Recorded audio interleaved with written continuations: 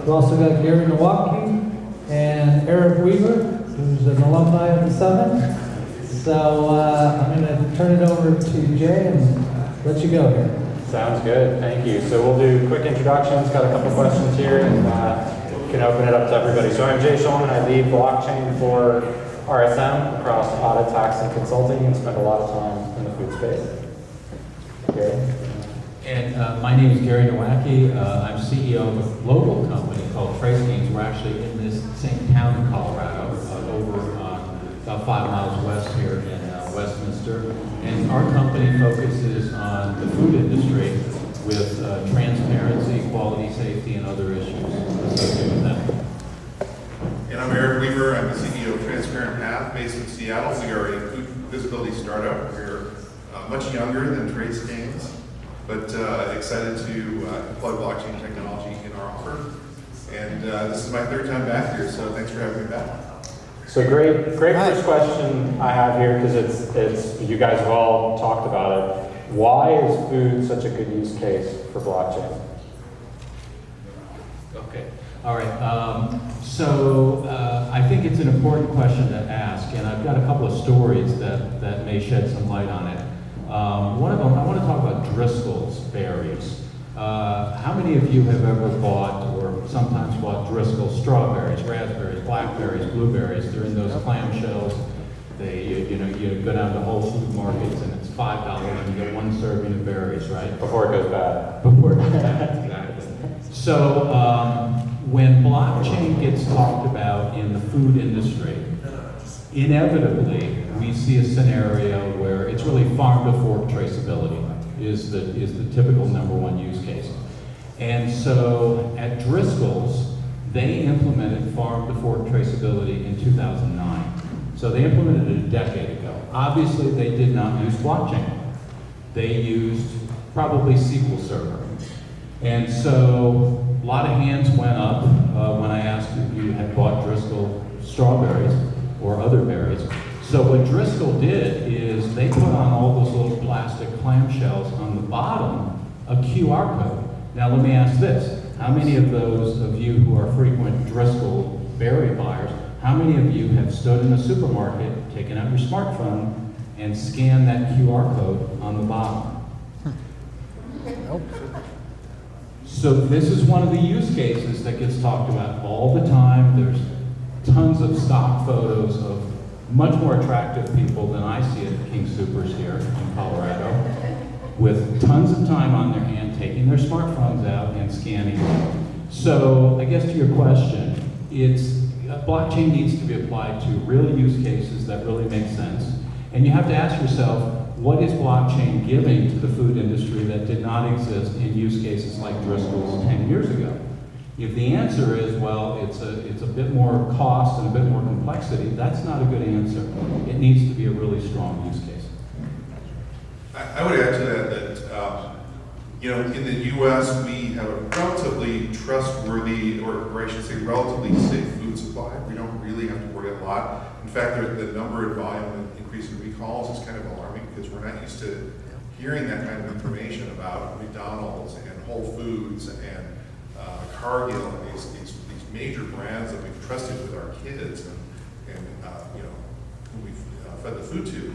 And so, as John stated, last year we had at least 2 massive recalls of lettuce for E. coli. We've had millions of pounds of beef recall for E. coli or Salmonella, Listeria, a lot of pork products. And so, from my perspective, as I got into blockchain and was thinking about my own personal interest in what use case I wanted to pursue, food was big because the foundations of food, I believe, are going to start really shaking. Our trust in food that we've enjoyed for so many years, for so many decades, is going to start to come under some increased scrutiny when we find out that things aren't all rosy. Last year there was an incident where 3,000 McDonald's restaurants, how many have taken your kids to McDonald's, right? 3,000 recalled all of their salads for parasites. Awesome. So, we just don't associate that kind of thing with the iconic brand like McDonald's. So when we think of the trustless systems that are created through blockchain. For me, I see food as being an awesome use case because of the fact that we're going to have an increasingly distrustful world of increasingly blurry facts, and I think the blockchain can help with that. Excellent. Eric, specifically for you, you talk about these, a lot of the past history in food recall. I think back to lettuce where we never really figured out what it was that caused the issue in romaine lettuce. Do you think blockchain will actually help us figure out what it was that caused it? Blockchain is only one part of it. We have to have package level data traceability to identify where stuff comes from. So the CDC, with their forensic scientists, eventually over the course of 6 months identified a specific feedlot in Arizona that was the cause of that first outbreak. The second outbreak, I don't know if they ever determined the source of that. And that's the one where they recalled all romaine lettuce nationwide. What a crazy hit to the food system that was, especially if you're a farmer.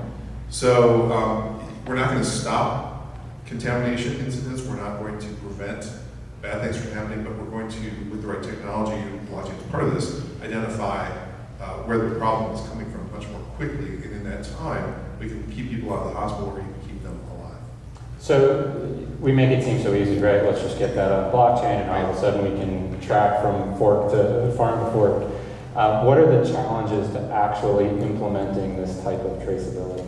You want to start, Gary? Yeah, I'd like to tell another story, which, olive oil. Most of us have been educated that it's a really good idea to not have corn oil and soybean oil in our pantries because of omega-3s and 5s and so on. So a lot of us buy olive oil frequently. So I got another audience question here. The 3 big olive oil producing countries in the world. First of all, how many of you buy primarily from Portugal, your olive oil? Okay, not many. Okay, let's go to another big olive oil producing country, Spain. How many buy primarily from Spain? A few hands went up.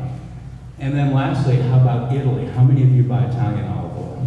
You think you Yeah, some of you already know where this is headed. If you buy Italian olive oil, stop. I'm not kidding. Stop immediately. Don't ever buy Italian olive oil again.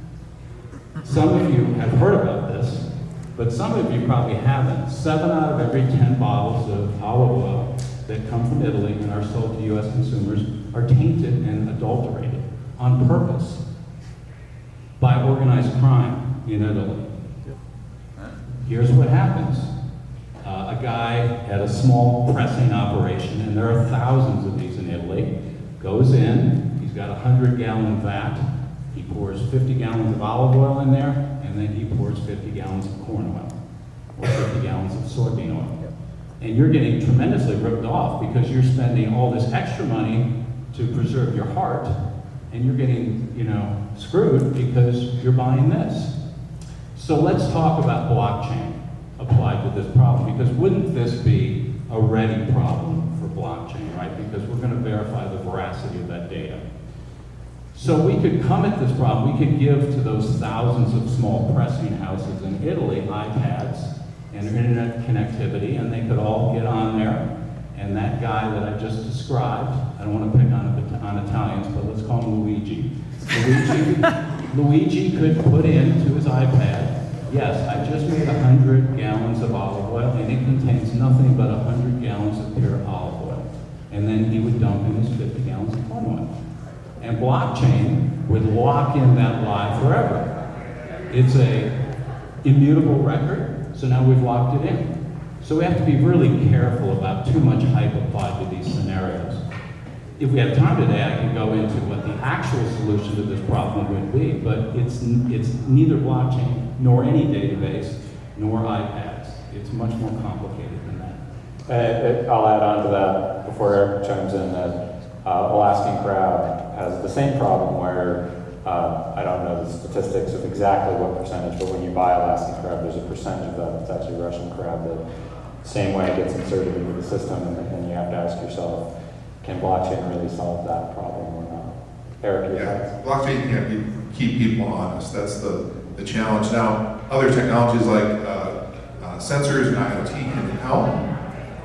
certifications and storing certification data on a blockchain can help. They are data points, but people are people. They're going to game the system. One of the pilots that we did this year, we were trying on different sensors attached to apples for doing apple traceability, and I paid a fortune for these sensors. They were kind of expensive, so we're talking to the guy that runs a packing facility, and we're talking to the truckers, and the trucker's like, whenever I see one of these things, I throw it out the window on the freeway. I'm like, please, dear God, don't throw my sensors out the window. I'm not spying on you. This is not about you. This is about keeping the food safe. And that right there is a key critical linchpin for all this technology to work, is that people are people, and you have to bring people along with these systems to make them work. The thing that terrifies me, being a blockchain component, is that garbage in, garbage out. We start getting lies baked into a blockchain, people are going to lose confidence in the blockchain, and that's the end of that. It will move on to the next shiny object. So I really worry about that. I hear you guys talk a lot about what I call the first mile problem, right? When we talk about as the olive oil or apples flow through the supply chain, mostly in the middle and all the way to the end, we don't see a lot of issues. But at the beginning is really where this is a challenging problem. Is that you agree with that? It is. I'll go back to Driscoll's. The problem with the food supply chain is in the United States there's 35,000 buildings that process food, and they are supplied by tens of thousands of suppliers, and many of those suppliers are supplied by suppliers who are also supplied by suppliers. So it is literally the most complex industry supply chain on earth, which also makes you scratch your head and go, wow, that seems like maybe not the first one you would want to attack with blockchain. Let's go to romaine lettuce. All right, now the advantage Driscoll's has, some of you probably don't know this, but the way that strawberries are processed, packaged, and harvested is the world's most simplest food supply chain problem. Because literally they take those plastic clamshells into the field, and the pickers put the strawberries right into them, immediately slap a label on them. There's no more product transformation. So that's pretty simple. Let's talk about romaine lettuce. Here's the real world. Kroger calls up one of the major romaine lettuce producers and says, okay, next week I need 10,000 pounds. So that producer says, fantastic. Now, here's the thing, it's a plant. You can't just grow that because Kroger wants it next Wednesday. So how does this actually work? Well, how it actually works is that producer says, well, in my fields right now I can harvest 2,000 pounds and get that to Kroger. Now those fields are scattered even over a wide area. So you've got multiple fields coming into a pack shed. By the way, they call them pack sheds because they're literally sheds, sometimes with dirt floors. So think about that as early adopters of technology. What do they do about that other 8,000 pounds? They source it to a bunch of other suppliers who might not even be in this country, and often are not in this country. They'll go to Mexico and other places. So that 10,000 pound shipment of romaine lettuce might come from 3 different countries. It might come from 20 different farm lots in all these different geographies. And they've run through multiple pack sheds. Now they've all become commingled. And this was part of the challenge, tracing that back. And so once again, it's not just about what database you use to support those transactions. It's how the heck are you going to get that data in, and how are you going to keep track of all that commingling? Eric, anything you want to add? Reach. One of the things that we discovered with the Apple traceability, and it was a complete fluke, is that because of the way the packing plant did their processing and their packing, we were able to use their legacy software to trace it back to the farm upstream of commingling, but that was a complete fluke. Most things like lettuce or any kind of produce is going to be commingled like that. So that's the 800-pound gorilla that no one really wants to talk about. It's like, it's not farm to table, it's table to packing facility. Yeah, and most of the food we consume in this country is heavily commingled. And by the way, romaine lettuce is simpler than most food we consume. When we buy a can of soup, that's got like 15 ingredients in it. And those 15 ingredient suppliers might have had 30 ingredient suppliers feeding into their supply chain. Well, that's, to get slightly off topic, I mean, one of the blockchain use cases we haven't talked about is tracking allergens. You get to producers of a product. How do you slap a label on the side that says no nuts were made in this product? It's really difficult when you keep going downstream. So I feel like we've got negative on where we should talk about the positive. So what does success look like in food on a blockchain? From my perspective, there are three things that my company tracks that I think are really important. One is the source data. What's the origin of the product? What country, what farm, what are the conditions of that crop where it was grown, or how are the cows raised? How was business conducted? The things that you would find in a certification for fair trade or organic processing, et cetera. So that knowing what that origin data is and trusting that is huge.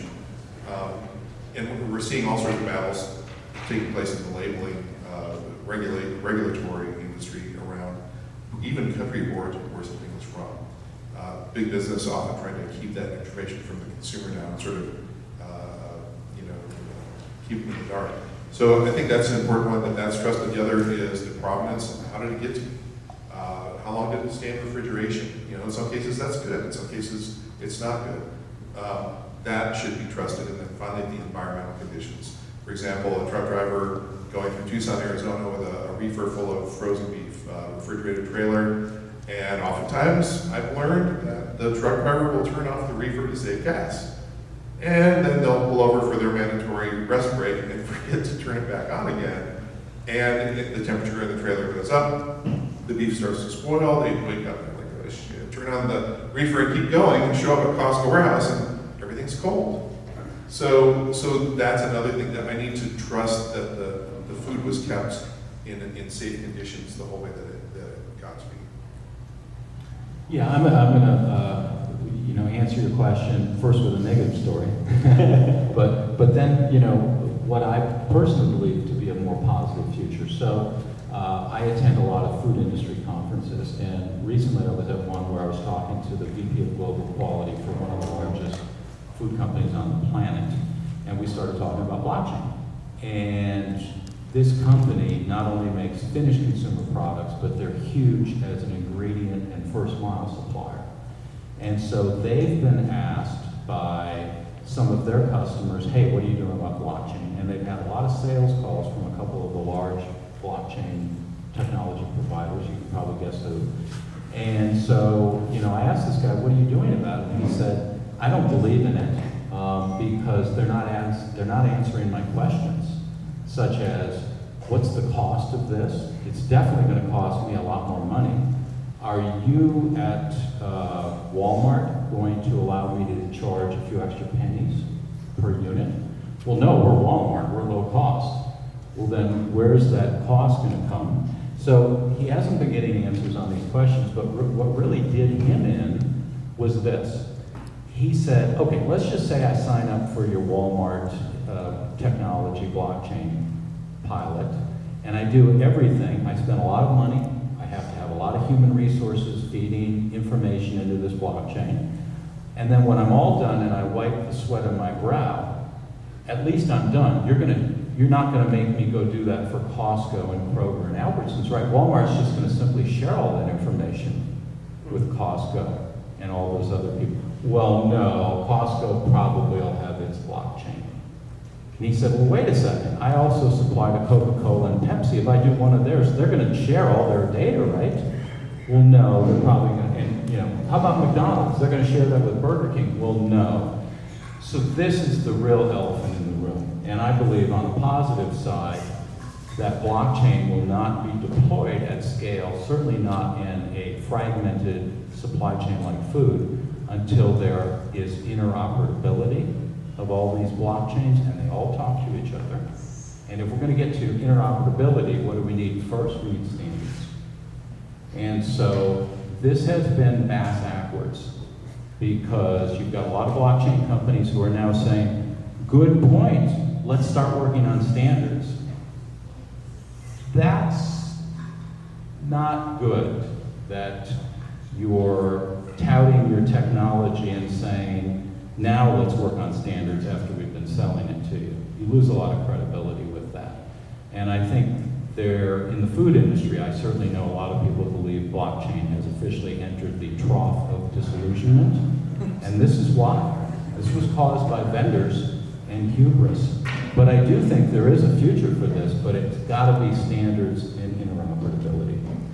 Yeah, go ahead. So one thing I noticed back in the go-go days of 2017, 2018 with blockchain startups was that blockchain for food, everyone was talking about that. I'm like, that's like saying hammer for building houses. It's a tool. It's not a magical pixie dust that makes everything work amazingly. And people were building, and some of the big, ginormous software companies were super guilty of this, and sort of ran into that wall face first, like a lot of startups did. It can't be about blockchain. It's got to be about food safety or food inventory or provenance tracking, things like that.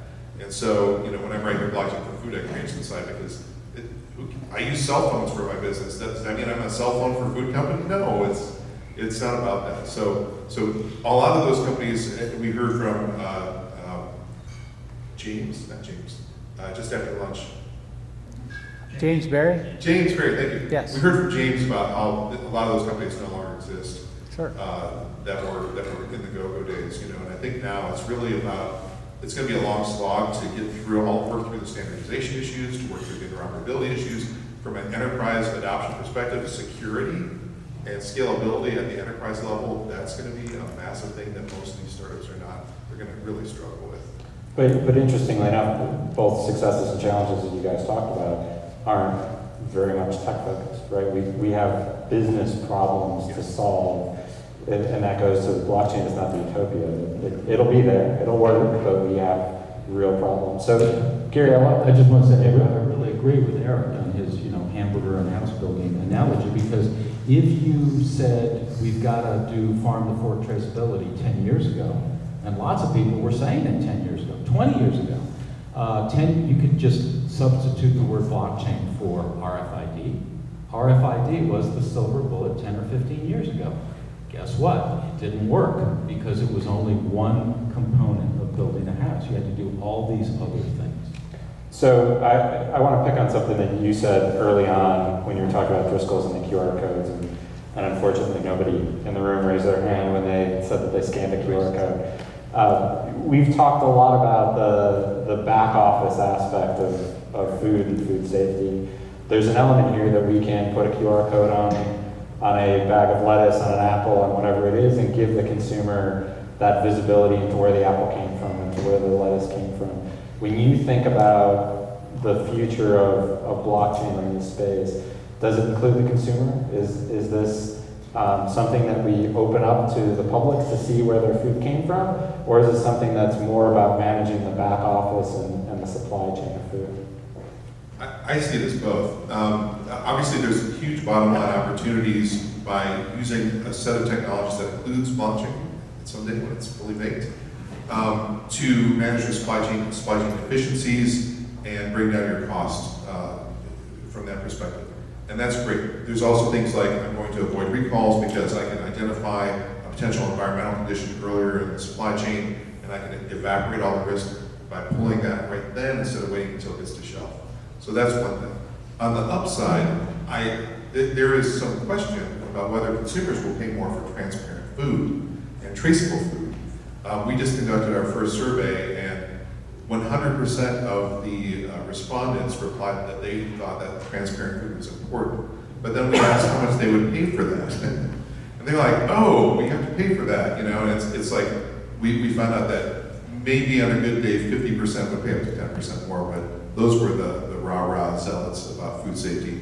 And so this is another challenge, a business challenge. So let me challenge that, because I believe that when we look at a store brand, a generic versus the brand name, that if the generic had that traceability, I'd be more than likely to, it removes the, where did this store brand come from? And so could you you're looking at the fancy brand at $5.99, you're looking at the generic, it used to be $2.99 and now it's $3.50. Don't you think that transparency, you're paying more? You're not, maybe it's not as transparent to the consumer when they buy it, but they're still buying the cheaper product. but they're buying it because they can see the transparency. Well, what's interesting, what came about from that study that was really interesting is that people also, they wanted to know the story behind the food. It was very much a values-based purchase decision. So if the food was ethically raised, if it was organically or ethically sourced or organically grown, for many people for whom that's important, that was really important, and they would be interested in paying more to get that information. When we asked, like right now, if you want to find out if something's been recalled at the store, you got to go to the FDA database and do a search and find out if it's in there. And why do we not have an app that just goes recall when you scan it, so that you don't put it in your cart and you can alert the store? So I think that what's interesting is that it's not what I thought. I thought the traceability would be about food safety primarily and the willingness to pay more. And it was actually about the story and the alignment of my ideals with this product. So a farmer uploaded his certifications and was willing to open up the data to the consumer and show them how the food was produced. They would pay more for that. But simple, basic food safety stuff, maybe not. Interesting. Yeah, two things I'd say on this. First of all, I very much agree that there is a large and growing group of consumers who will buy based on it's organic, it's fair trade, it's cage-free. But, I know my wife will stand 5 minutes looking at every dozen egg container and finding the right combination on the label until she's finally happy. What she won't do is pull out her phone and say, I'll double check what you say on your label is true. So I think that's the issue with phones and QR codes. I'm going to pay $2 extra for your eggs. I'm happy to do it, but I'm not going to pull out my phone and find out if that's really true. The second point I'll make is, for decades now, CPG research firms have been interviewing consumers. And in a vacuum, I've heard the same research. Sure, I want more transparency on my food, and I want guarantees that I'm really getting organic if I'm paying extra for organic and so on. But the top three have not changed in decades. The top three things consumers really care about are price, taste, and convenience. And price is so critical because the food industry runs on low margins. And it goes back to that story before. Who's going to pay for that? Great feedback, and it'll be interesting to see how this goes. We have about 2 minutes left, so the last question, I'm guessing not everybody in the room is in food. And so I think food is actually ahead of a lot of industries in blockchain, regardless of what you've been hearing. I think we have some real substantial activities going on here. So what should other industries be looking at when they look at food and what we're doing here on blockchain, lessons learned, things like that they should be looking out for? Standardization, I think, is huge. As complex, enormously complex as the food system is, thankfully there are some standards, UPC codes, GS1, classifications for data. There are some building blocks in place that other industries may not have, like ores. Am I buying cobalt that's from a child slavery mine or something like that? So there are aspects that make food slightly easier to use in this way, but I think standardization is one area where there's an opportunity for other industries to learn and grow by looking at how the food system is rallied around GS1, for example. I also think that traceability, if we want to talk about that specifically, is hugely helpful when it comes to fraud prevention in beauty and pharma. And I mentioned this at a previous GBS, if you Google counterfeit makeup, counterfeit shampoo, you'll be appalled at how much stuff at your local CVS is actually fake or gray market or expired and relabeled. It'll blow your mind. It'll make the hair on the back of your neck stand up. And same with, there are people producing insulin. The packaging is exact and it's sugar water. And that should, as terrifying as that is, I think those industries could benefit hugely from a traceable platform, a traceability platform. I agree with the standards. I agree with there are industries out there like pharma that are much higher margin, that have serious counterfeiting problems, luxury goods. I want to know if I'm spending $500 on this high-end purse that really is what it says it is. So And then the only other thing I'd add is it's always interesting what the regulations are. You